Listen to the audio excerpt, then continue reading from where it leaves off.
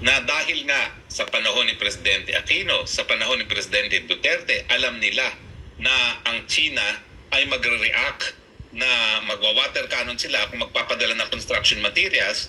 Naging pulisiya ng parehong administrasyon na huwag magpadala ng construction materials, at least lantaran doon sa Sierra Madre, dahil mas importante na manatili ang presensya ng ating kasundaluhan doon sa bulok na Sierra Madre. Pero dito, alam din yan ni Presidente Marcos Jr. Pero kaya niya ginagawa nga yan, sa tingin ko, no? Dahil hindi kumakagat ang mga Amerikano doon sa kahit anong drama natin na inaapi kami, nagagalit na ang Pilipino, sumaklolo na kayo. Paano naman magre-react ang Amerika? Unang-una, ang pinakamalaking trading partner ng Amerika ay ang China. Kung pupunta kayo ngayon sa isang department store at magsha-shopping sa Amerika, halos wala ka na mabibiling made in USA, lahat made in China. Pangalawa, pinakamalaking pinagkakautangan ng Amerika ang China. Pagdating sa dollar reserves at pagdating din sa mga bonds, no? At syempre, isa sa pinakamalaki, kung hindi pinakamalaking foreign investor din sa Amerika, ang China.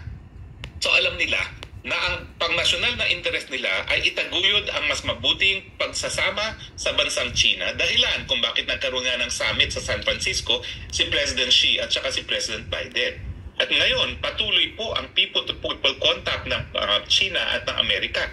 Ang huling nagpulong ngayon ay ang mga opisyalis ng China at yung Harvard University President na sila ay magkakaroon ng collaboration, no? Lalong-lalo na pagdating sa high-tech research, no?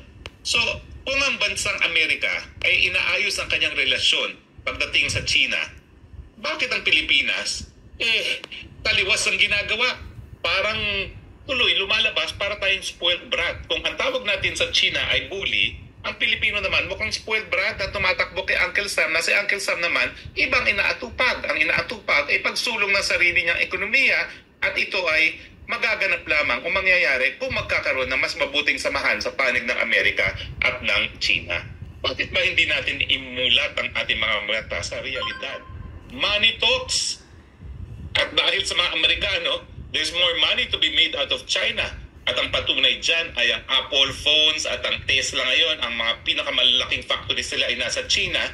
Talagang money talks, money will prevail, and the US would want better relations with China kahit ano pang ngawa ng mga Pilipino.